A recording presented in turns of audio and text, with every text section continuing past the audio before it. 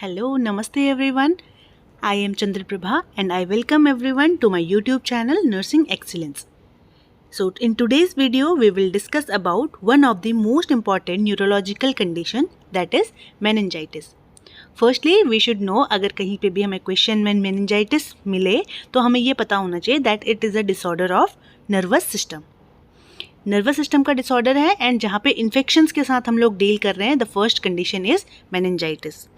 So before going to that condition हम लोग ये जानेंगे कि मेनिंजस होते क्या हैं.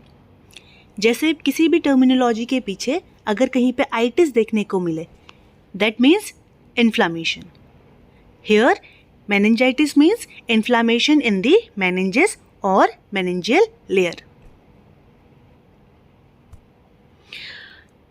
As we can see in the image, there are several layers of brain. हमारे ब्रेन की जितनी भी several layers होती हैं उनको हम लोगों ने दिखाया हुआ है. First one is skin, second one skull. नीचे आप क्या है यहाँ पर, this one is your meninges. meninges क्या है, हमारे ब्रेन और स्पाइनल कॉर्ड की प्रोटेक्टिव कवरिंग है जो हमारे ब्रेन और स्पाइनल कॉर्ड को किसी भी ट्रॉमा, किसी भी इन्फेक्शन से प्रोटेक्शन प्रोवाइड करती हैं. जो हमारी मेनिंजियल मेम्ब्रेन है that is also further divided into 3 layers. इसकी 3 लेयर होती हैं. First one is dura mater, the bluish one. Second one is arachnoid mater, this is the middle one. And last layer is pia mater. Whenever we deal with the meningitis, ज़्यादातर meningitis में arachnoid mater and pia mater में inflammation मिलता है and very few और very less in dura mater it is affected. So coming back to the condition, meningitis होता क्या है. Meningitis एक डिजीज़ कंडीशन है या फिर इन्फेक्शियस कंडीशन है जिसमें इन्फ्लामेशन ऑफ मेनिंजियल लेयर हो जाता है. How we will say meningitis is a disease condition characterised by inflammation of the meninges. And what are meninges? The protective membranes covering the brain and spinal cord. Now the definition. Meningitis is defined as acute or chronic inflammation of fluid and membranes surrounding the brain and spinal cord. Now, meningitis की हम लोग definition कैसे बोल सकते हैं? The term acute means that will be less than 3 months and chronic means that will be more than 6 months. So, meningitis acute भी हो सकता है and chronic भी हो सकता है. That can be less than 3 months and it can be more than 6 months also. In inflammation of fluid, what is here? This fluid is CSF, cerebrospinal fluid. ऐसा fluid जो हमारे spinal cord और brain के अंदर flow होता है. The swelling from the meningitis typically triggers sign and symptoms such as headache, fever and stiff neck. Now हमने inflammation word बोला है. Inflammation के 5 signs होते हैं. First one is पेन होगा. जब भी इन्फ्लामेशन कहीं पे होता है तो पेन होता है, फीवर होगा, रेडनेस होगा, स्वेलिंग होगा एंड लॉस ऑफ फंक्शनिंग होगा उस पर्टिकुलर एरिया में. So here we are dealing with meningitis. इसका मतलब मेनिंजियल लेयर में इन्फ्लामेशन हो रहा है. इन्फ्लामेशन होगा तो स्वेलिंग भी होगी. स्वेलिंग होने का मतलब क्या है? अगर ब्रेन में मेनिंजियल लेयर में स्वेलिंग होगी तो उसकी वजह से पेशेंट के अंदर कुछ साइन एंड सिम्टम्स देखने को मिलेंगे, such as your headache, fever and stiff neck. Now this is the complete layer same as the previous one. ये पूरा डायग्राम है अलग अलग लेयर से. First one is scalp. This one is scalp. This one is bone. Periosteum is the outermost covering of bone. Next one meningeal layer. Meningeal layer में कितने layers हैं? 3 layers. Durameter, arachnoid matter and pyometer. White matter and gray matter, these are the part of brain tissues, and there are few blood vessels which supply blood to the brain tissues. Now the causes of meningitis. Meningitis is basically caused by infection with microorganisms. Obviously, as we have studied earlier, meningitis is inflammation of meningeal layer. अब meningeal layer में inflammation क्यों होगा? किसी भी infection की वजह से हो सकता है and infection will be caused due to micro organisms. Micro organisms such as there can be bacterial growth, viral growth, fungal growth and protozoal growth. It may also results from various non-infectious causes. Non-infectious causes means where microorganisms are not there who is affecting the condition. The term aseptic meningitis refers to the cases of meningitis in which no bacterial infection can be demonstrated. Like whenever हमको aseptic meningitis देखने को मिलेगा, septic means there will be bacterial growth. Septic meningitis कहीं पे देखने को मिलता है तो इसका मतलब वहाँ पे जो हमारा इन्फ्लामेशन हो रहा है किसकी वजह से हो रहा है, बैक्टीरियल ग्रोथ की वजह से हो रहा है. Here the term aseptic means यहाँ पे बैक्टीरियल कॉज नहीं है बल्कि कुछ और कॉज हो सकता है. This type of meningitis is usually caused by virus. जब हम लोग एसेप्टिक मेनिंजाइटिस की बात करते हैं, this condition is mainly caused due to viral growth. Now the exact causes of meningitis. Bacteria, different type of bacteria such as E. coli, group B streptococci, meningococci, streptococci pneumoniae. These are various bacteria which can cause meningitis. Second one, viruses, different type of viruses such as enterovirus, herpes simplex virus or HIV. What is HIV? Human influenza virus. Human influenza virus, that is HIV, and it is a virus that causes AIDS. What is AIDS? Acquired immunodeficiency syndrome. Okay, this is a separate topic, so we will be not discussing about the AIDS. Next one, fungal. Fungal reasons क्या क्या हो सकते हैं? Candida albicans और जो भी हमारे normal fungal growth हो जाती है. Next one is parasitic. कोई भी पैरासाइट का ग्रोथ होने की वजह से. And certain non infectious causes can be there. Non infectious means जहाँ पे हमारे माइक्रो ऑर्गेनिजम्स की वजह से डिजीज कंडीशन कॉज नहीं हो रही होगी, such as your spread of cancer and certain drugs. Certain drugs can be there जिसकी वजह से मेनिंजाइटिस कॉज होगा. Next one is risk factor. Like risk factor कौन कौन से ऐसे पर्सन्स होंगे जो किस कंडीशन में, या फिर कौन से ऐसे लोग हैं जिनको ज़्यादा रिस्क है मेनिंजाइटिस होने का. First one is skipping vaccines. Like हम लोग देखते हैं वैक्सीनेशन बहुत इंपॉर्टेंट है. अगर मान लो जो हमारा यूनिवर्सल इम्यूनाइजेशन शेड्यूल है पेशेंट को ना मिला हो, बच्चों को प्रॉपर वैक्सीन ना मिली हो, तो those can be in the risk of getting meningitis. Second one, age. Age is also an important risk factor. Basically viral जो मेनिंजाइटिस होता है वो मोस्टली अकर होता है बच्चों में, यंगर चिल्ड्रंस में, less than 5 year of age. 5 साल से छोटे बच्चों को ज़्यादातर वायरल मेनिंजाइटिस देखने को मिलता है. एंड 20 years से ऊपर के लोगों को ज़्यादातर बैक्टीरियल मेनिंजाइटिस देखने को मिलता है. Next one is low socio economic status. Like who are not very rich or poor, we can also say that poor, जहाँ पे लिविंग स्टाइल अच्छा नहीं होगा और अनहाइजीनिक कंडीशंस की वजह से हो सकता है. Various reasons can be there जिसकी वजह से मेनिंजाइटिस हो सकता है. Next one is pregnancy. And the last and important thing is compromised immune system. Compromised immune system मतलब जहाँ पे हमारा इम्यून सिस्टम जो है वो वीक हो चुका है. सच इम्यून सिस्टम वीक कब होगा?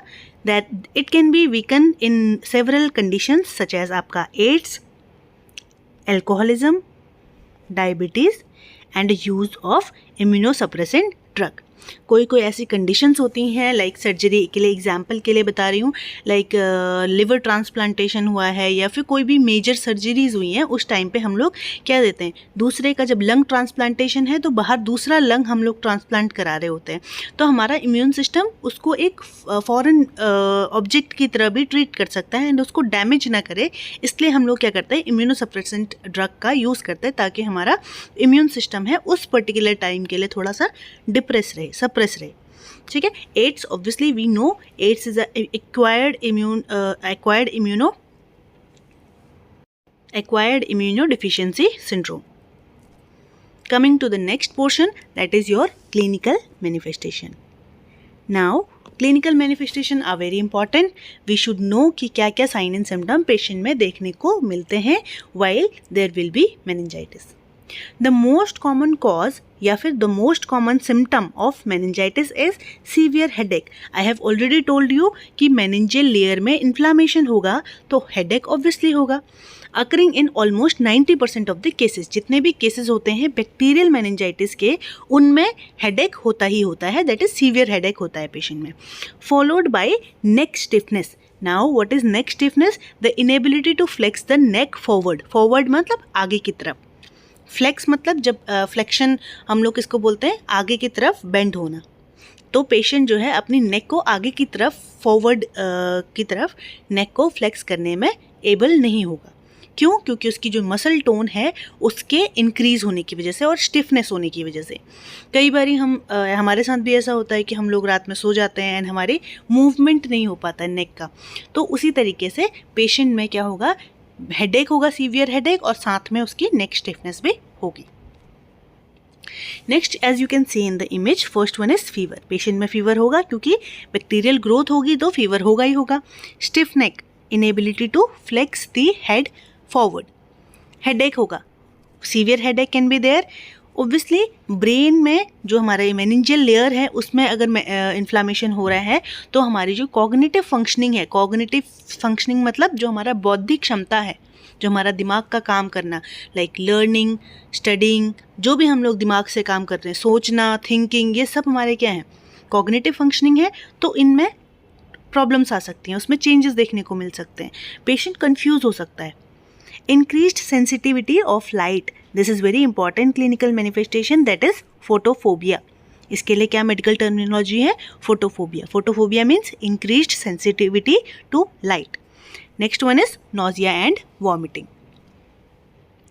अदर साइन एंड सिम्टम्स में क्या होगा? Photophobia we have already discussed that intolerance to bright light, मतलब वो जो तेज लाइट है उसको टॉलरेट नहीं कर सकता है.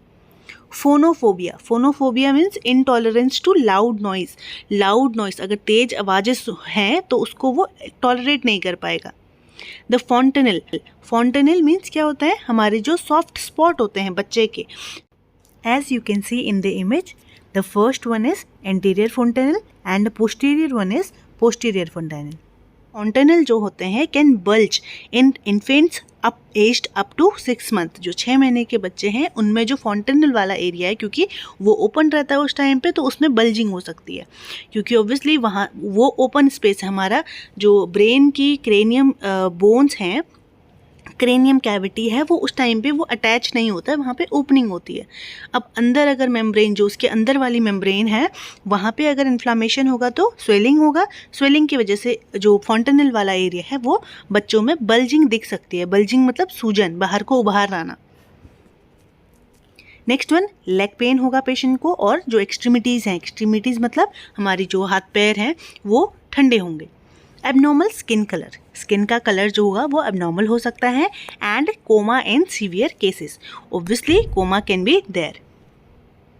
Next one, nuchal rigidity. It is very important. Nuchal rigidity occurs 70% of the bacterial meningitis in adults. अब अडल्ट्स में हम लोग बेसिकली हम MSN पढ़ते हैं, तो मेडिकल सर्जिकल नर्सिंग में हम अडल्ट्स कंडीशन ही देखते हैं.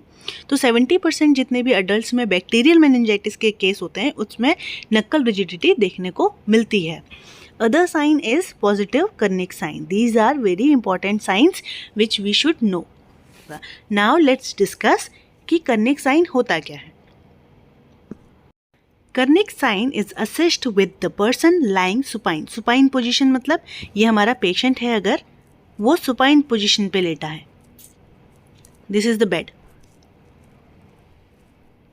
सुपाइन मतलब जहाँ पे हमने फेस ऊपर को अपने 90 डिग्री पे हम लोगों ने फेस को फॉरवर्ड किया हुआ है. अगर पेशेंट सुपाइन पोजीशन पे लेटा होता है with hip and knee flexed to 90 degree. अब हम लोग क्या करेंगे, अगर उसका जो नीचे हमारा फ्लैट सरफेस है उसके हिप्स को 90 डिग्री पे लेके जाएंगे एंड उसके नीज को भी, अपने जो थाइज वाला एरिया है उसके 90 डिग्री पे रखता है पेशेंट, तो pain limits passive extension of the knee. Due pain होने की वजह से वो उसका मूवमेंट अपवर्ड एक्सटेंशन नहीं कर पाता है. पेशेंट अपना पैर ऊपर को नहीं उठा पाएगा. This is the Kernig sign. Kernig sign क्या है? जब पेशेंट हमारा सुपाइन पोजीशन पे लेटा होता है एंड उसके हिप्स और उसके नीज एक दूसरे के 90 डिग्री पे होते हैं, इन कि वो अपना जो पैर है उसको एक्सटेंशन नहीं कर पाता है, लिमिट करता है उसकी। ठीक है। Next one is Brudzinski sign. A positive Brudzinski sign occur when the flexion of the neck causes involuntary flexion of the knees and hip. Now we will see Brudzinski sign क्या होता है। A positive Brudzinski sign also occurs when, हम लोग कब बोलेंगे कि positive ब्रुडजिंस्की sign positive है?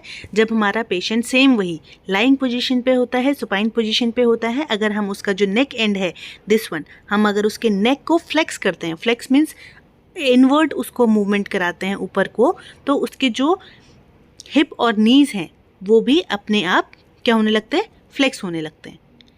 For the Kernig sign and Brudzinski sign I will also share a separate video, जहाँ पे मैं आपको डेमोन्स्ट्रेट करके दिखाऊंगी कि कर्निक साइन पॉजिटिव और ब्रुडजिंस्की साइन कैसे देखते हैं हम लोग।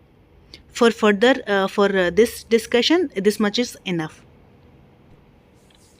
As you can see in the image, as you are seeing Kernig sign, मैंने क्या बोला था? जब पेशेंट हमारा लाइंग पोजीशन पे, सुपाइन पोजीशन पे लेटा होता है और अगर हम उसके नीज को फ्लेक्स करते हैं, दिस वन, उसके जो हिप वाला एरिया है उसके थाइज 90 डिग्री पे है एंड यहाँ से जो उसका नीज वाला एरिया लोअर फुट है that is also in the 90 degree. ये 90 डिग्री है प्लस ये भी 90 डिग्री है।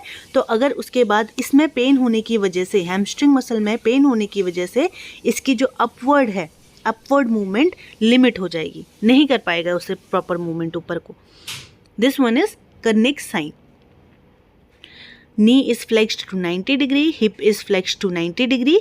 This one, extension of the knee is painful and limit in the extension. Extension होने में limitation होगा, नहीं ऊपर उठा पाएगा। Second one is Brudzinski sign, as I have already told you. अगर पेशेंट हमारा lying position पे है, अगर हम उसका पेशेंट को क्या करते हैं, उसके हेड को फ्लेक्स करते हैं, तो उसके जो हिप और उसके जो नीज हैं वो अपने आप बिना हमारे हाथ लगाए, बिना कुछ हुए, वो अपने आप क्या होने लग जाएगा? फ्लेक्स हो जाएगा। लाइक पेशेंट पहले कैसा था? ऐसा था, अभी उसके हिप्स और लेग्स में फ्लेक्शन हो जाएगा अपने आप। तो this one is Kernig sign and Brudzinski sign. This is all for today's video. I hope you liked it. In next part, we will discuss about the diagnostic evaluation and management of meningitis. अगर इस video से आपको value मिलती है, so please like, subscribe and share and please hit the bell icon so that आपको मेरे latest videos